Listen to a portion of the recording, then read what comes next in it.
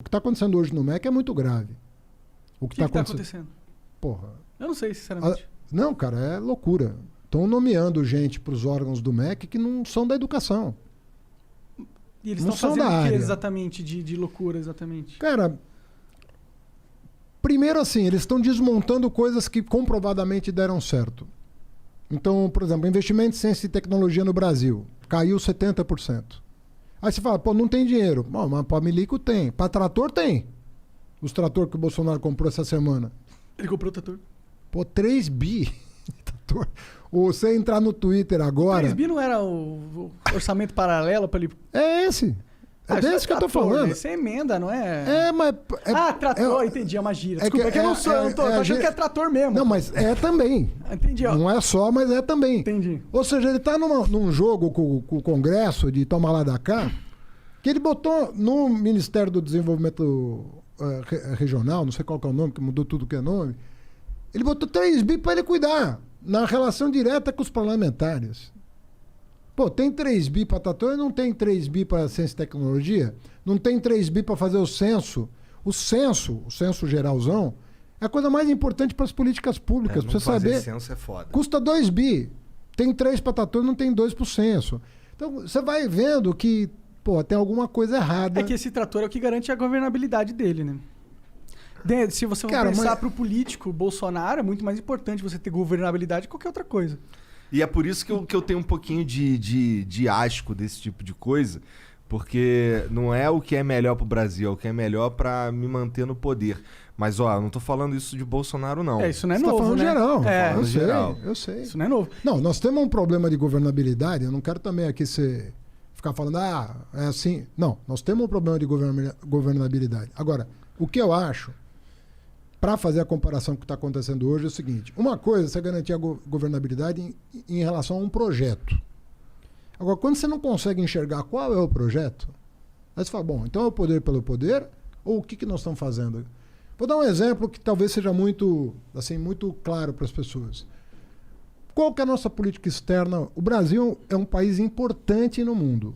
Ele é importante. Ele tem um peso específico no mundo.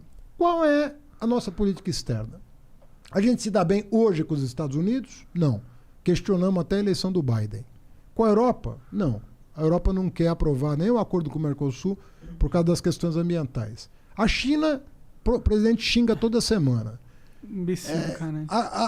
Aqui no continente, no subcontinente, América do Sul, nós não estamos bem. Nem com a Argentina, nem com a Bolívia, nem com a Venezuela, com ninguém. Qual que é o nosso plano, cara? Como é que a gente se encaixa no mundo? Como é que a gente se insere na economia global? Fernando Henrique tinha uma política, goste ou não. Lula tinha uma política, goste ou não. Qual é a política atual externa? Meio ambiente. Qual é a nossa política? É grilagem da Amazônia? Eu acho que ele quer fazer o Brasil de refém para conseguir investimento externo. Mas os investimentos estão indo embora com isso. Então, mas ele quer, fazer assim, se você quiser que a gente acabe com o desmatamento, dá tanto dinheiro aqui. Monarca, esse ano, nós perdemos quantas multinacionais saíram do Brasil? Vários. A Ford, né, começou. Vários estão saindo. Mas tá tendo uma fuga de multinacionais, né? O que eu acho, cara, que a gente... Vê bem, obviamente que eu não sou um cara de extrema direita, eu não gosto de... Extremismo, pra mim, é uma coisa que... Sabe qual é o problema do extremismo? Ele vê o diferente como inimigo. Uhum. E pra mim, o cara que vê o diferente como inimigo tem um problema, pô. Porque a essência da humanidade... É o diferente. É o diferente. Se você fosse idêntico a mim, e você idêntico a mim, ou eu idêntico a você, qual é a graça? A graça está justamente em que você é diferente de mim. Sim. Então, se eu passo a ver você, que é diferente de mim, como um adversário, assim, mais que adversário, como um inimigo meu, tem alguma coisa errada. Discordar é natural.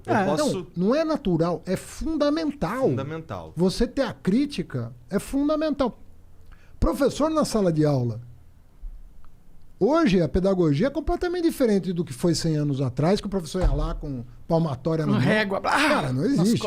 Porque às vezes a pergunta do aluno te ensina mais do que um livro. O cara te faz uma pergunta que fala, porra... Te põe pra pensar na resposta. Eu não tinha visto por esse ângulo. E às vezes é uma pergunta que pode até parecer sem sentido no primeiro momento, mas se o cara fez, você já tem que saber se você se comunicou bem. Porque se ele falou uma coisa muito sem noção, que acontece, é porque também você não ajudou. Ou o moleque tem déficit de atenção forte, né? Pode acontecer. Mas às vezes o cara faz uma pergunta pra você, você fala, caraca, eu vou ter que ler mais pra entender esse papo. E isso acontece direto, cara. A beleza da humanidade é a gente buscando, com os nossos conflitos e contradições, a gente ir achando coletivamente os caminhos. E o bacana da democracia é que, a democracia, assim, ninguém é dono da verdade. A bola tá sempre na mão do povo, que tem que tem o voto ali. É óbvio que a democracia tem todo... Eu tô desiludido com o voto pra caralho, Haddad, assim. A democracia tem todos os problemas que a gente conhece. Uma brasileira mais ainda que as outras, né? Todos os problemas que... Agora, tem melhor? Tem sistema melhor? Tem. Não. Tem sistema melhor que o brasileiro. Tem sistema melhor que democracia? Eu acho que não. Isso. Democracia direta, talvez. É a minha teoria aqui. Mas o Brasil faz pouca consulta popular. Acho que a democracia direta pra tudo é difícil. E quando faz, às vezes não respeita, né? Teve o lance do... Não foi no governo Lula que cagaram quando os caras perguntaram se podia ter arma ou não? Teve um negócio assim. Não, teve um plebiscito. E aí o povo votou que poderia, que era permitido. E aí, mas não foi respeitado, não teve uma coisa assim. Eu também tomei por fora. Cara, teve o Estatuto do Desarmamento depois que regulou essa matéria. Né? Mas a gente teve pouca consulta. A gente teve uma em 93 sobre regime de governo, que definiu o presidencialismo.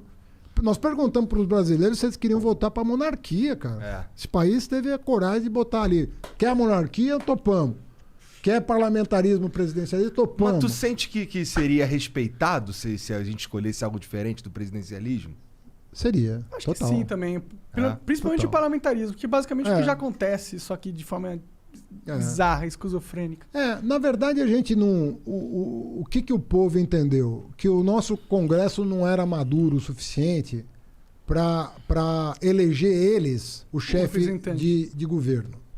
Fala, pô, esses caras, será que vão escolher melhor do que eu? Porque é uma delegação, né? O parlamentarismo é uma eleição indireta. É você chegar para o parlamento e falar, vocês vão escolher o chefe do governo, entre vocês aí. Aí o brasileiro olhou para aqueles caras... Falou, bicho, melhor não. Deixa comigo aqui que tu lembra que tu votou presidencialismo? Votei por causa disso, porque eu acho que a representação do Congresso ainda precisa melhorar muito. Eu não sou contra, em tese, o parlamentarismo, nem o presidencialismo. Mas nas condições brasileiras, eu acho que o nosso parlamento, ele não é o retrato. Às vezes o cara fala, o parlamento é o retrato fiel da sociedade. Não acho. Porra nenhuma. Não acho. Até porque não tem o censo, né? Então... Não é o retrato fiel. Não tem como negar que a maneira... tem muito poder econômico, tem muito voto de cabresto, tem muita sacanagem em pequeno município e médio município, tem muita milícia, tem... Cara, e no próprio sistema, ele é escrito, a própria lei é escrito de forma que vai distorcer a sociedade na sua representação. Né? Você tem, por exemplo, o fundão eleitoral. É isso. Fundão eleitoral, o que é? Os grandes poderosos... que já estão na dominância dos partidos, vão escolher aqueles que vão representar, porque basicamente eles dão o dinheiro que é quem elege de verdade. A gente vai falar que o povo elege, ok. Mas dinheiro elege também, né, Haddad? Tipo, se tiver dinheiro para comprar tempo no rádio, tempo na TV, tempo não sei o quê, tempo na internet hoje em dia, que é importante. E antes, quando o empresário podia doar, também doava para aqueles que defendiam os interesses deles. Com certeza. Então sempre vai ter distorção. Não tem... O que a gente tem que fazer é o seguinte... O fundão eleitoral podia ser diferente, cara. Ele, em vez de dar na mão dos caciques dos partidos, ele poderia ser uma coisa agregada ao CPF do cidadão. O cidadão tem uma parcela do dinheiro no fundão e ele escolhe para quem ele coloca, entendeu? Tá aí uma ideia. Eu nunca tinha ouvido essa ideia. Mas o cara fala, o que é meu aqui, eu quero que vá para fulano. Você escolhe. Aí você tem um filtro que é totalmente baseado na população dividido por CPF. Ou seja, você dá o voto pelo indivíduo igual a todo mundo. Eu gosto de botar a imaginação para funcionar, para melhorar o sistema. Porque o sistema precisa melhorar, cara. Tá feio. Eu perdi as esperanças. Mas sabe qual que é a verdade? Esse troço aí, apesar de ser... Vamos lá. Vamos dizer que essa ideia de fazer pro CPF aí do Monark seja a melhor ideia de todas. Tipo, a gente tá de fato colocando o poder na mão do povo. O político não quer isso. Vamos falar a verdade. O político quer ser... mano. Olha só. Decidir, o dono do partido, porra. A gente acaba avaliando a classe política pela média. E é o jeito de avaliar, né? Quando você vai falar da classe política, você pega, a média desses caras é baixa pra caramba, né? Podia melhorar. Mas tem muita gente séria, entendeu? Você tem menos do que deveria, sabe? Eu diria para você... Tem 5% de pessoas sérias na Tem política. tem mais. Eu diria para você que tem mais. Mas não é metade, sabe? Tá longe da metade. Mas não é 5%, não é... Tem muita gente séria, tem muita gente que dedica a vida à política. A política bem feita, ela é uma doação, sabe? Porque você está abrindo mão se você tem competência para estar ali, você está abrindo mão de ser um cara bem sucedido no setor privado para se dedicar àquilo. E aquilo não vai te deixar rico, pelo menos não deveria. Sim, mas vai, né? Então, se você é um cara honesto, você não vai ficar rico com a política. Se o cara ficou rico com a política, vai me desculpar. Se ele não não herdou... Você já não começou rico, né? Se já não começou rico, o cara que entrou pobre e saiu rico, desculpa, mas não dá.